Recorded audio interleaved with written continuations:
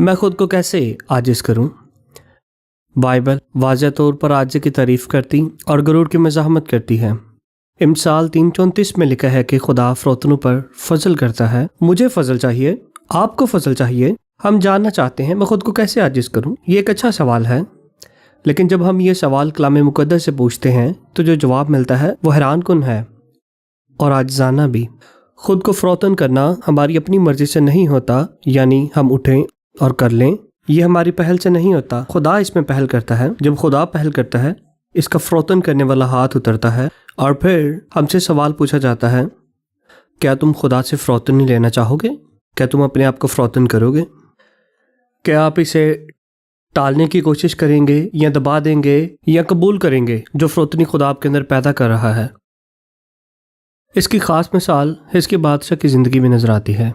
हिजकिय्याह Israel का बादशाह तकरीबन मसीह से 700 साल पहले था। इसकी कहानी दूसरे तवारीख बाब 32 में मिलती है। आयत 24 से 26 में, उन दिनों में हिजकिय्याह बीमार हो गया और वो मरने के बिल्कुल करीब था। तब इसने खुदावंद से दुआ की। खुदा ने दुआ सुनी और इसे एक निशान दिया, लेकिन हिजकिय्याह ने उस एहसान के मुताबिक जवाब ना दिया जो उस पर किया गया था, क्योंकि उसका दिल मगरूर हो गया था। बस खुदा का कहर उस पर और यरूशलेम पर आया, लेकिन हिजकिय्याह ने अपने दिल के गुरूर पर फ़रोख्तन इख्तियार की।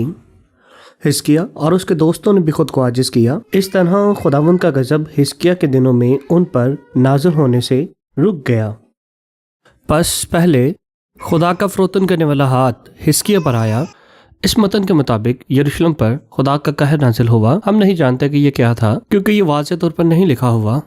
शायद मोहलिक वबा जो यरूशलेम पर आई गज़ब के तौर पर खुदा ने पहल की, खुदा ने हाथ बढ़ाया, खुदा ने हिजकिय्याह को आजिज़ किया यरूशलेम में। अब आपसे सवाल पूछा जाता है कि आप खुद को फ़रोतन करेंगे?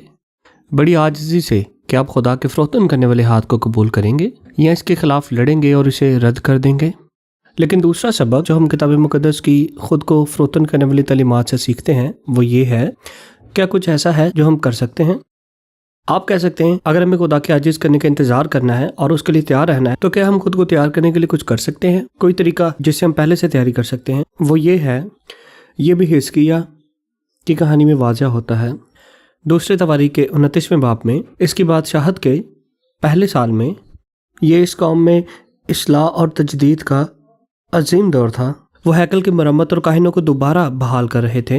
और 30वें बाब में पैगाम भेजा गया। हिजकिय्याह और सरदारों ने लोगों को यरूशलेम में जमा होने के लिए दावत दी ताकि वो आएँ और मरम्मत और मुक़द्दस की हुई हैकल को देखें और अहद की तजदीद करें।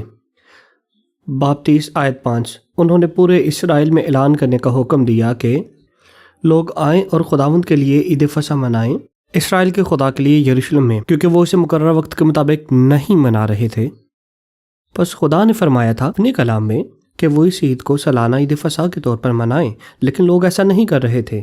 वो इसे भूल गए थे और वो नाफरमान हो गए थे और ईद फसह नहीं मना रहे थे, जैसा कि खुदा ने कहा था अपने कलाम में।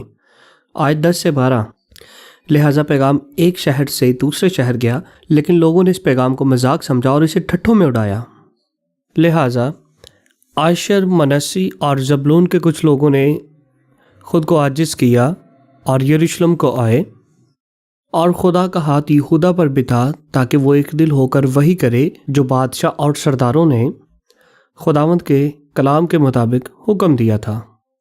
यहाँ पर अमली बात ये थी कि खुदावंद के कलाम के मुताबिक, जो कि बहुत अहम थी हिजकिय्याह के लिए, जिन आदमियों ने अपने आप को आजिज़ किया और आए, वो इसलिए नहीं आए थे कि हिजकिय्याह ने उन्हें बुलाया था।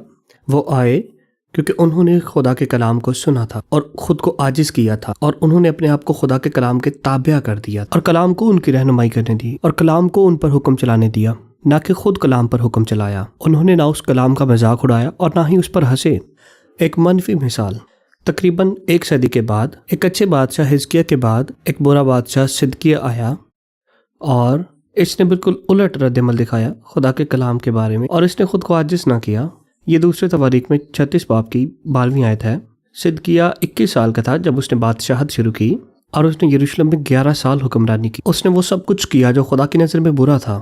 उसने खुद को फ़रोतन ना किया। यिर्मयाह नबी के सामने जो खुदा का मुंह बनकर बोल रहा था, لہٰذا صدقیہ نے یرمیہ نبی کے ذریعے سے خدا کے کلام کو سنا اور خود کو عاجز نہ کیا۔ حزقیہ نے خدا کے کلام کو سنا اور خود کو عاجز کر لیا تھا۔ اسی طرح کچھ اور لوگوں نے بھی کیا جو ہیکل کی تقدیس کے لیے یروشلم آئے تھے۔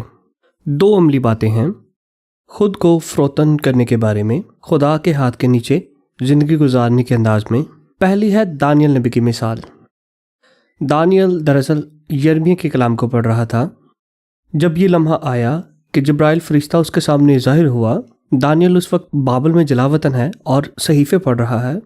جبرائیل اس کے سامنے آتا اور کہتا ہے، یہ دانیل 10 باب کی 12ویں آیت ہے، ڈر مت دانیل، کیونکہ جس دن سے تم نے اپنا دل لگایا اور سمجھنے کے لیے، یہ بہت اہم ہے، جس دن سے تم نے اپنا دل لگایا یہ سمجھنے کے لیے اور خود کو فروتن کیا، خدا کے سامنے تیری دعا سنی گئی اور تیری باتوں کے سبب سے میں آیا ہوں۔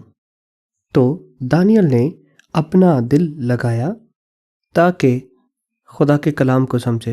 اس نے خود کو عاجز کیا، اس نے خود کو خدا کے کلام کے تابع کر دیا تاکہ خدا کے کلام کا اصل مطلب سمجھ سکے۔ اس نے کلام کو اس لیے نہیں پڑھا کہ چھوٹے چھوٹے ٹکڑے نکال کر اس کو اپنے سسٹم میں سیٹ کر لے، بلکہ وہ آیا اور خود کو کلام کے تابع کر دیا، کیونکہ وہ چاہتا تھا کہ خدا درجہ بندی کرے، خدا نظام مہیا کرے، خدا ہی رہنمائی فراہم کرے۔ وہ جاننا چاہتا تھا کہ خدا اپنے کلام میں حقیقت میں کیا کہنا چاہتا ہے۔ ہم اس طریقے کو عملی مطالعہ کہہ سکتے ہیں، جہاں ہم صرف خدا کے کلام کے ساتھ بالکل خاموشی سے نہیں رہتے، بلکہ ہم خود کو شامل کر کے تفصیلات تلاش کرتے ہیں۔ ہم چاہتے ہیں ہمارا ذہن اور ہمارا دل اس بات سے نہیں تشکیل پائے جو خدا کہنا چاہتا ہے اپنے کلام کے ذریعے، اور یہی فروختنی ہے۔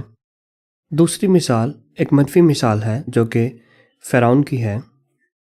خروج 10 باب کی 3 آیت میں خدا فرعون کو پیغام بھیجتا ہے موسیٰ کے ذریعے۔ عبرانیوں کا خدا کہتا ہے کہ تو کب تک اپنے آپ کو میرے سامنے عاجز کرنے سے انکار کرتا رہے گا، میرے لوگوں کو جانے دے تاکہ وہ میری عبادت کریں۔ فرعون کے ساتھ مسئلہ یہ نہیں تھا کہ وہ سمجھ نہیں پا رہا تھا خدا کے کلام کو، اس نے موسیٰ کے ذریعے واضح طور پر خدا کے کلام کو سن لیا تھا کہ میرے لوگوں کو جانے دے۔ وہ اچھی طرح سمجھ گیا تھا۔ فرعون کا مسئلہ یہ تھا کہ اس نے فرما برداری نہیں کی۔ تو خدا کے سامنے عاجز ہونے کا مطلب ہے سب سے پہلے یہ سمجھنے کی کوشش کرنا کہ خدا کیا چاہتا ہے، اس کی مرضی کیا ہے، ہماری نہیں، اور پھر دوسرا اس کلام کی فرما برداری کرنا، ترمیم کے ذریعے خود کو تبدیل کرنا، مکمل ارادہ اور عمل کے ذریعے خدا کے کلام کی فرما برداری کرنا جو خدا کی طرف سے ملا ہے۔ تو ہماری زندگیوں میں جب ہم اپنے آپ کو فروتن ہونے والے لمحات کے لیے تیار کرنے کی کوشش کرتے ہیں، سب سے پہلے اور سب سے اہم چیز یہ ہے کہ ہم خدا کے کلام پر مناسب رد عمل دینے کا معمول بنائیں۔ آپ یہ روزانہ کر سکتے ہیں، خدا کے کلام کو اپنی زندگی میں جگہ دیں اور خود کو اس کے تابع کر دیں، کلام پڑھیں اور اس کا مطالعہ کریں۔ آپ یہ ہر ہفتے بھی کر سکتے ہیں جب آپ خدا کے لوگوں کے ساتھ عبادت کے لیے جمع ہوتے ہیں، اور جب آپ سنتے ہیں خدا کے کلام کو، ان لمحات میں ہم خود کو ترتیب دے رہے ہوتے ہیں روزانہ، ہفتہ وار، کہ کیسے خدا اور اس کے کلام کے سامنے مناسب رد عمل دکھایا جا سکے، چاہے وہ کٹھن ہو یا فروتن کرنے والا۔ اور آخر میں آپ سے یہ کہنا چاہوں گا کہ اپنے دل کی جانچ کریں اور پوچھیں وہ پہلی آواز کون سی ہے جو ہر روز صبح آپ سنتے ہیں؟ کون سی آواز آپ کی زندگی کی سمت، رفتار اور راستہ متعین کرتی ہے؟ روزانہ خدا کے پاس آنا اور اس کی آواز کو سننا، خود کو اس کے کلام کے تابع کرنا ہماری روح کو تیار کرتا ہے اور ہمیں فروتن کرتا ہے، تاکہ جب خدا کا ہاتھ فروتن کرنے کے لیے آئے تو ہم تیار ہوں۔